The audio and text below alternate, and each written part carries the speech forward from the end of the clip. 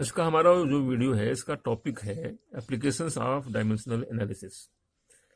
Dimensional analysis के बारे में हम जान चुके हैं कि ये क्या होती है और इसका हम एप्लीकेशन कहाँ करेंगे। इसके 3 एप्लीकेशन हैं, तो एक एक करके हम तीनों देखते हैं कि कैसे यूज करते हैं। पहला एप्लीकेशन है conversion of units from one system to other system. एक सिस्टम यूनिट का है उससे दूसरे सिस्टम में कन्वर्ट करना। जैसे मान लिया हम वेलोसिटी का हम करते हैं, तो अगर मीटर पर सेकंड है तो अगर हमको यूज करना उसको उसे चेंज करना है कि किलोमीटर पर आवर, तो हम चेंज कैसे करेंगे। तो इस तरह का यूनिट्स का एक सिस्टम से दूसरे सिस्टम में कन्वर्ट करना हम कैसे करेंगे, इसको हम देखते हैं एक एग्जांपल से। मान लिया 2 सिस्टम है। पहला सिस्टम है उसकी न्यूमेरिक वैल्यू है n1, दूसरे की न्यूमेरिक वैल्यू है n2। पहले की जो फंडामेंटल यूनिट है मान लिया m1 l1 t1 और दूसरे सिस्टम का की फंडामेंटल यूनिट है m2 l2 और t2। और जो डायमेंशन जो है पहले की है abc और दूसरे की भी abc है मान लिया, ठीक है। तो हमारा जो फार्मूला बनता है basically m1 power a l1 power b t1 power c is equal to n2 bracket में m2 power a l2 power b t2 power c। इस एप्लीकेशन का यूज करके हम निकाल लेंगे n2 की वैल्यू, यानी जो दूसरे सिस्टम की जो न्यूमेरिकल वैल्यू निकालना है उसकी वैल्यू क्या होगी। तो इसके लिए हम क्या करेंगे, कितना फार्मूला आ गया हमारा n2 equal to n1 m1 by m2 power a l1 by l2 power b t1 by t2 power c। इससे हमारी न्यूमेरिक वैल्यू आ गई, n2 आ गई। अब इसको हम एक एग्जांपल से समझेंगे। एग्जांपल है value of g equal to 9.8 metre per second square. इसमें जो लेंथ है वो मीटर में है और टाइम सेकंड में है। अब हमको दूसरे सिस्टम में हमको कन्वर्ट करना है जिसमें कि लेंथ है किलोमीटर में और टाइम है मिनट में, हमें कन्वर्ट करना है। उस कंडीशन में नए सिस्टम में g की वैल्यू क्या होगी। इसमें तो 9.8 है, इसका मतलब हमको n1 9.8 मिला हुआ है क्वेश्चन में, हमको n2 निकालना है। हमने सिंपल वही रखा फार्मूला। इसमें 9.8 मीटर पर सेकंड स्क्वायर में हम देख रहे हैं कि इसमें m नहीं है, m हटा दें और सेम फार्मूला है वही रखा हमने n1 l1 t1 पावर -2। इसमें देखिए बी सी की हमको वैल्यू दी गई है, b की है 0, इसकी -2,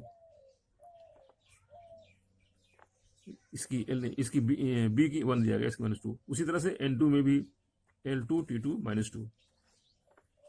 हमने फिर n2 हमने निकाल लिया, उसका एक फार्मूला आ गया, सिंपल ओल्ड फार्मूला, पुराना वाला फार्मूला है, और हमने वैल्यू पुटअप कर दिया। अब खास बात यहाँ पे इस स्टेप में थोड़ा ध्यान देना पड़ेगा। पहला का क्या है मीटर, l2 क्या है किलोमीटर, t1 क्या है सेकेंड, t2 क्या है मिनट। अब इसको हम कन्वर्ट करेंगे। यहां पे हम किलोमीटर को हमने मीटर में कन्वर्ट किया, 1000 आ गया। मिनट को सेकंड में किया, 60 आ गया। फिर इसी को हमने सॉल्व कर लिया। यहाँ पर metre metre cancel out, second second cancel out, आ गया 1/1000 इंटू 1/60 का -2। अब इसी को हमने सॉल्व कर लिया। तो सॉल्व करने के बाद में इसकी हमारी वैल्यू ये निकल आई 35.3 किलोमीटर पर मिनट स्क्वायर। इस तरह से हम कोई भी वैल्यू हम इस तरह से निकाल सकते हैं, यूनिट हम चेंज कर सकते हैं।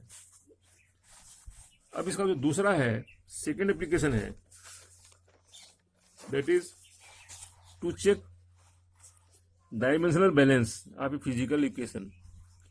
कोई भी फिजिकल इक्वेशन है, फिजिक्स में कोई भी इक्वेशन है, वो डायमेंशनली दोनों साइड में बैलेंस होना चाहिए। दोनों साइड में उसका जो डायमेंशनल बैलेंस जरूरी है। अब इसका भी हम एक एग्जांपल समझेंगे कि इसका मतलब क्या है। To check dimensional balance of equation v is equal to √2gh √2GH देखिए सही है कि नहीं सही है इक्वेशन। तो लेफ्ट हैंड साइड में v है, v के क्या है डायमेंशन फार्मूला LT-1 v का, और राइट हैंड साइड में √2GH, इसकी हमने वैल्यू पुटअप किया। g कितना है LT-2, l का l ही रहेगा, पावर हाफ, तो इसी को हमने सॉल्व कर लिया, आ गया LT-1। अब हम देखते हैं कि लेफ्ट हैंड साइड और राइट हैंड साइड दोनों इक्वल है, दोनों बराबर है, इसका मतलब इक्वेशन सही है। अब तीसरा पे आते हैं, जो थर्ड है, to establish the relation among various physical quantities. तो ये हम निकालते हैं by principle of homogeneity. This principle of homogeneity can be used to derive the relations between various physical equations, various physical quantities in a physical phenomena। कोई भी physical phenomena हो, अगर हमको पता है कि कौन चीज़ किस पे डिपेंड करती है, तो हम उसको निकाल सकते हैं कि इसका रिलेशन क्या है, यानी फार्मूला हम बना सकते हैं। इसको भी हम एक एग्जाम्पल से हम समझते हैं। एग्जाम्पल ये है कि जो टाइम पीरियड है किसी पेंडुलम का, जो टाइम पीरियड है t, वो डिपेंड करता है t ऑफ पेंडुलम, डिपेंड करता है लेंथ पर, डिपेंड करता है मास पे, डिपेंड करता है और g पे डिपेंड करता है। किसी पेंडुलम का जो टाइम पीरियड है t, वो लेंथ, मास और g पे डिपेंड करता है। तो उसकी हमको रिलेशनशिप निकालनी है, फार्मूला हमको निकालना है इसका। इसके लिए हम क्या करेंगे, दिया है प्रिंसिपल ऑफ होमोजेनिटी, ये हो गया हमारा टाइम पीरियड। तो मान लिया LMG, ये इन तीनों पे ये डिपेंड कर रहा है। मान लिया L power alpha, B power beta, G power gamma, ये हमने एज्यूम कर लिया।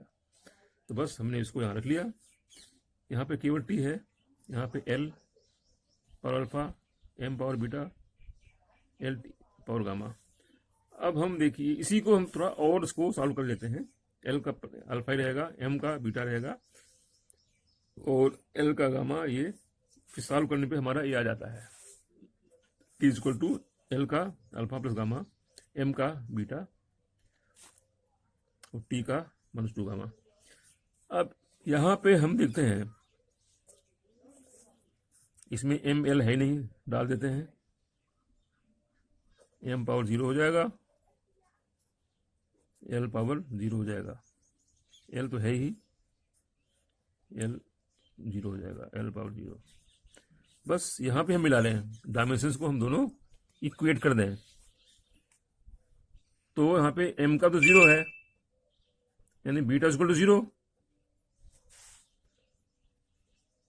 उसी तरह से L में यहाँ पर 0 है, L में L का यहाँ 0 है और यहाँ L का यहाँ भी 0 है, तो alpha plus gamma equal to 0, दूसरा इक्वेशन। तीसरा इक्वेशन t का यहाँ पे है -1, यहाँ पर t का है -2 गामा, तो -2 गामा इक्वल टू 1। हमने केवल डायमेंशंस को हमने इक्वेट कर लिया, तो हमको ये अल्फा बीटा गामा का हमको ये 3 इक्वेशन मिल गए। तो इससे तीसरे वाले से आ गया गामा इक्वल टू -12, दूसरे से आ गया alpha equal to minus gamma, तो इससे हमारा जो है अल्फा इक्वल टू हाफ आ गया, ठीक है, और गामा आ गया। अब हम क्या करेंगे कि रखेंगे टी इक्वल टू क्या है, एल का हाफ है, इसमें देखिए हमने एल का हाफ है, एम का बीटा 0 है, जी का कितना है गामा, जी का गामा। अब हमने इसको सॉल्व किया तो t इक्वल टू आ गया √L/G। हाँ, हाफ है, यहाँ पर माइनस हाफ है, तो ये नीचे आ जाएगा, जी नीचे आ गया, तो ये हमारा इक्वेशन आ गया, T is equal to √L/G। तो इस तरह से 3 एप्लीकेशंस हैं, तीनों हमने डिस्कस कर लिए हैं। अब अगले वीडियोस में हम क्या करेंगे कि इन तीनों एप्लीकेशंस पे डिटेल्ड कई न्यूमेरिकल करेंगे, then it will be more clear. तब आज का बस केवल इतना ही। अगले वीडियोस में हम बात करेंगे इनके न्यूमेरिकल्स पे। Thank you.